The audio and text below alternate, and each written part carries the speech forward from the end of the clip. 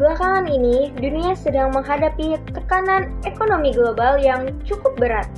Dana Moneter Internasional atau IMF melaporkan bahwa pertumbuhan ekonomi dunia pada Oktober 2025 hanya sekitar 3,2%, turun dari proyeksi sebelumnya.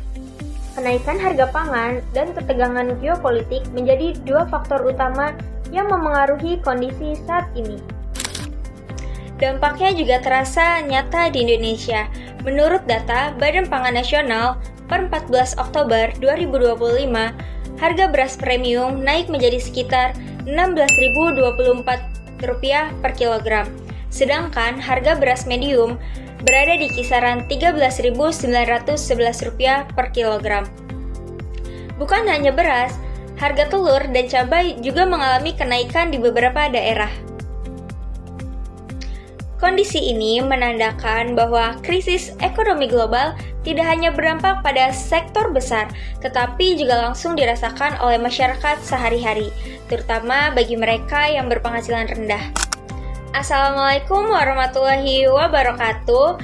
Om Swastiastu, Namo Buddhaya, Salam Kebajikan.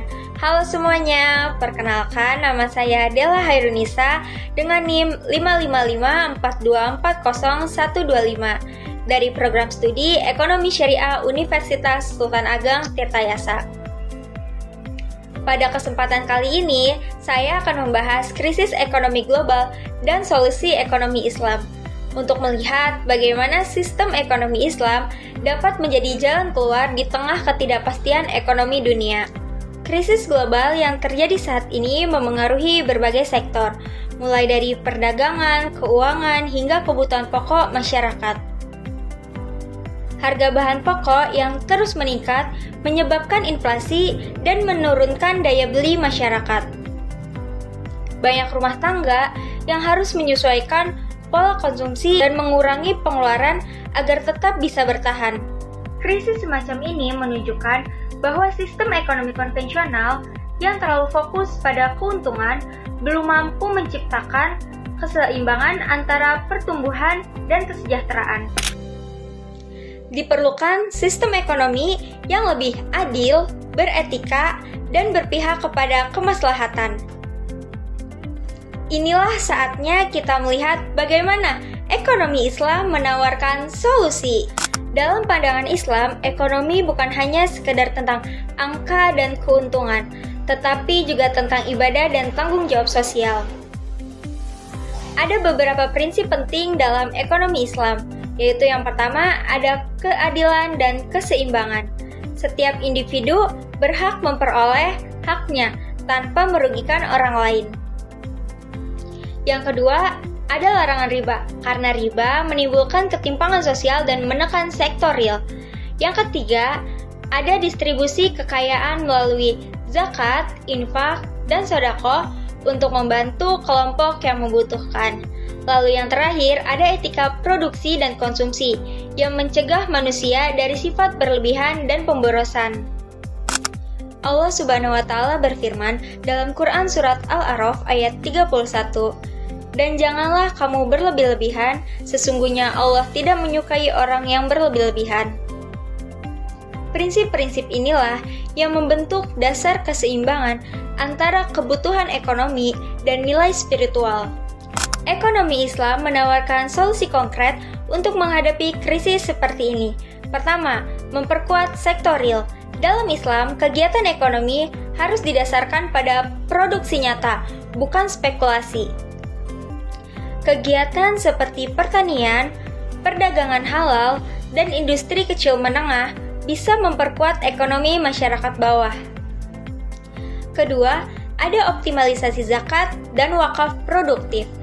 Dana sosial umat Islam ini bisa diarahkan untuk pemberdayaan ekonomi masyarakat, bukan hanya sekedar bantuan sesaat, tetapi pembiayaan usaha kecil agar mereka bisa mandiri. Ketiga, sistem keuangan syariah. Bank syariah dengan akad bagi hasil mendorong kerjasama yang adil antara pemilik modal dan pengusaha, sehingga resiko dan keuntungan dibagi secara proporsional. Semua prinsip ini saling melengkapi untuk menciptakan ekonomi yang stabil, adil, dan berkelanjutan. Namun tentu, penerapan ekonomi Islam tidak mudah.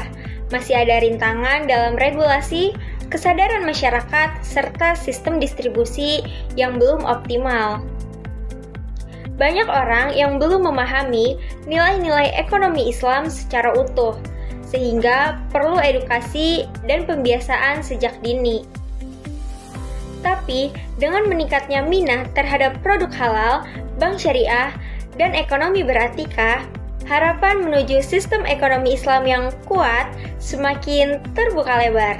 Dari berbagai krisis yang terjadi, kita belajar bahwa sistem ekonomi tidak hanya berorientasi pada keuntungan, tetapi harus menegakkan nilai-nilai keadilan dan keberkahan.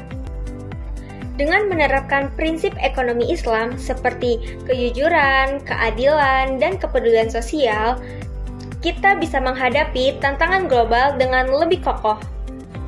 Karena sejatinya, ekonomi bukan hanya sekedar tentang uang, tetapi tentang bagaimana cara kita menjaga keberlanjutan hidup dengan cara yang halal, adil, dan bertanggung jawab. Terima kasih karena telah menyimak video ini. Semoga kita semua bisa mengambil hikmah dan menerapkan nilai-nilai ekonomi Islam dalam kehidupan sehari-hari. Wassalamualaikum warahmatullahi wabarakatuh.